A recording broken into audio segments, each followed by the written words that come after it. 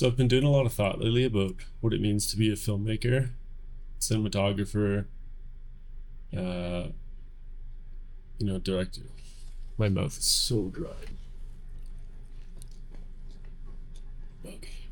I've had some reoccurring thoughts that I think would be helpful to share, and a big one was AI.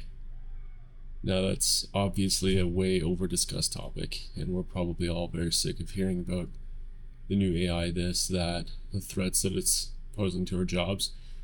I think some of us, if not all of us, are thinking that a little bit of whether it's going to take our jobs and what that means for our job security moving forward. And I think it's going to take some jobs and then not for others. And what I mean by that is AI is incredibly good at repackaging existing ideas and spitting them out into a new context. Now, what I believe that's comparable to is drawing too much inspiration from watching other people's YouTube videos or Vimeo commercials, staff pics, whatever it might be, just drawing too much of your inspiration from other people's work. Because what that ends up being is you just repackage their idea into a new context. You take exactly what they're doing, replicate it into a new situation from a new perspective. Now, some people might say that that's just what ideas are to begin with, and I think I disagree, because if you've ever been really bored for an extended period of time, you know that you just have these thoughts that come through. And I think that that's what real ideas are. I think that's where real original ideas come from. And I don't think AI is ever going to be able to do that. I think there's something innately human about being able to be an antenna for ideas in a way that a computer just can't do. You have the new Google generative video thing. I've never tried it, but I've seen some results for it, and it's crazy. It's incredible. And you can apply your own ideas to that, replicate a shot, put something together, and it be something half decent. But if you follow it all the way down the line from conceptualization to creation, even the shots, don't have that human component to them. And I think that that's something that we really are drawn to. And I don't think that's going to change. Maybe this is just hopeful thinking on my part, but I don't think that's going to change. Now, the reason I wanted to make this video is because I myself have been consuming way too much of other people's work, and I've been feeling quite uninspired. I don't have that spark or that drive to make anything as much lately, and I think it's because of that. To give some context, I'm currently in Arizona, and I flew here without headphones or a book, and just raw dogged the flight, as the kids are saying. I did sleep a good portion of it, but needless to say, I did just sit there and think. And I think there's some real magic in being bored.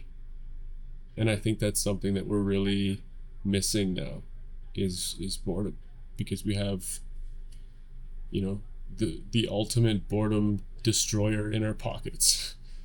Anytime we have the slightest hint of boredom, pull out our phones.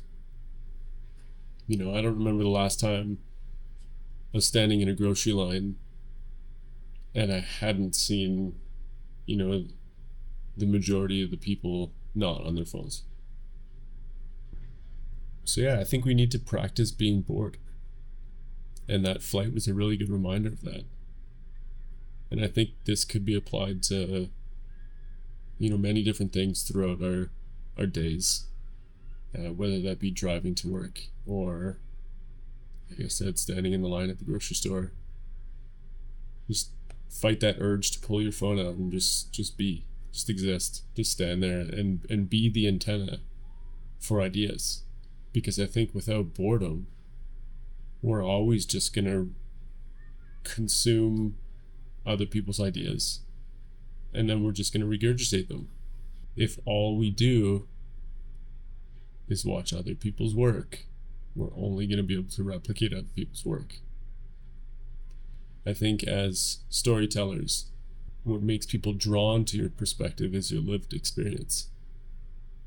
And I think that boredom plays into that hugely. Because if your lived experience is staring at a phone, it's not really going to be any different than what people are already getting on their phone. So I would just say to not buy into the hype of needing to always be educating yourself with podcasts and YouTube videos. I too am really fixated on learning everything about a piece of gear or a certain technique, whatever it might be, till at least I think I understand whatever it is I'm researching. But, that's impossible without practicing. So anyway, being bored is a wonderful thing. And lived experience is a must. So instead of taking the time and pulling up a YouTube video and watching something and kind of disguising it as learning or gaining experience, go for a walk. So when you have some time to kill, or if you're feeling particularly uninspired, I would say take that opportunity to do something real instead of watching a video on how to do something or how to accomplish something, and convincing yourself that that's a form of education that's useful. Now, there is a time and a place for this kind of stuff, but when it comes to conceptualizing something and coming up with ideas, I don't think there's a substitute for going for a walk, getting outside, just doing something for real, and then also just allowing yourself to be bored. Let's not shy away from that. I think those that are going to allow themselves to truly be bored at times are going to be ones to stand out, because it's truly a dying art.